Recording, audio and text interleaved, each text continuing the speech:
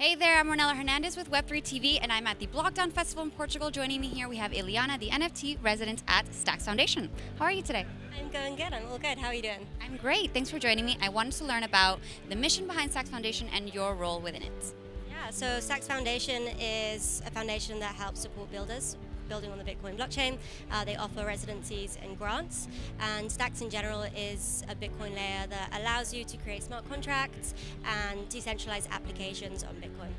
And I know that you've brought dozens of NFT projects to Stacks layer, so what was that process like? Can you walk us through what that looks like? Yeah, so there's two different ways we're currently going about that. There's the Mintery program, which is a program designed to really educate artists and creators that are more in the Web 2 space, giving them the tools and education that they need to test out and have that handheld approach into Web 3. We partner with, of course, projects from Stacks, but also outside the Stacks and Bitcoin ecosystem to really kind of offer them everything from understanding how to create to launching and kind of continuing on with the community. And then on the other side, of course, we are working with projects that perhaps run ETH, Polygon, etc., and just really helping support onboarding and showing them the tools that we have. When it comes to non-native Web3 creators, what's been like the most challenging part, or maybe their concerns when it comes to Web3? Yeah, I think there's many. I'd say the two biggest blockers are, one, there's this whole facade that's it's a scam, right? So one, you need to kind of educate. There's like the whole sustainability aspect as well that a lot of creators don't want to create if it's going to, ruin the environment. For Stacks, it's a layer 2, so it's recycled energy, so it's very cheap and sustainable. And the other, I'd say, is definitely community. A lot of projects, especially in the Web 2 space, have built communities in Web 2. So how do you educate them and bring them in, but then also open yourself to this Web 3 community that already exists? So there's these two little back and forths as well. So I assume that you are a fan of innovation on the Bitcoin blockchain.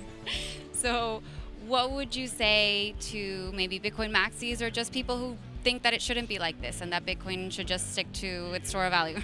I will say nothing to the Bitcoin maxis. I don't want anyone knocking at my door. But no, I think, it's a space we need to build, we need to create, we need to innovate and take a step back. And yeah, you can see that some amazing things being built, especially in the last 6 months with ordinals kicking off. So why stop that? Yeah, so I wanted to ask about ordinals specifically and maybe how you see that evolution progressing within the next year. It's tough to say. It's going at such a fast rate now that I see some kind of builders that I don't even know how they sleep. There's so much going on that I worry for some people's lives. But no, yeah, I guess it's kind of a trial and error. We'll see some stuff that sticks. We'll see new things that will continue to build. And of course, some things will die off. There was a whole conversation earlier about how do we scale? Scalability, is there going to be that problem? And as we've had in different discussions, there is perhaps a need for layer 2's rollups. So I think perhaps we'll kind of start to see the rise of that.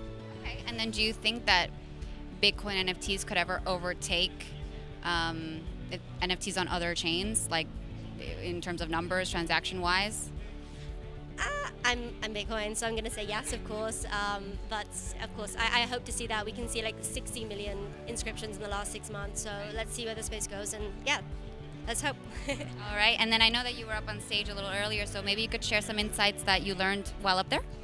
Oh, there's so much to learn, I think. Ooh. Something either someone else said or something that you shared? This is a tricky one, just because I know everything that they were going to say. No, something that I learned. I guess a good one was when actually we were speaking with the audience and trying to, understand how many people are actually in this Bitcoin ordinal space. I think as somebody that's already in the ecosystem, you think everyone knows, but actually you're in a bubble. So for me, this was the first conference this year related to ordinals, or first opportunity to speak about ordinals that wasn't Bitcoin related, and to see, full people from the audience that actually owned an ordinal, owned a Bitcoin NFT, was very different to, my previous experiences. So there's a lot of work still to do and a lot of education and onboarding, I think. Okay, that's interesting. So you think that this festival in particular, or conference, or festival, is different from others that you've gone to then? Yeah, absolutely. There's so many different communities, so many different kind of walks, from AI to fashion to NFTs. All of this is everything here. So it's very special to have all these different types of communities come together and learn from each other. And yeah, it's just been a great experience. Definitely. Well, enjoy the rest of it, and thank you for talking to me. Thank you for having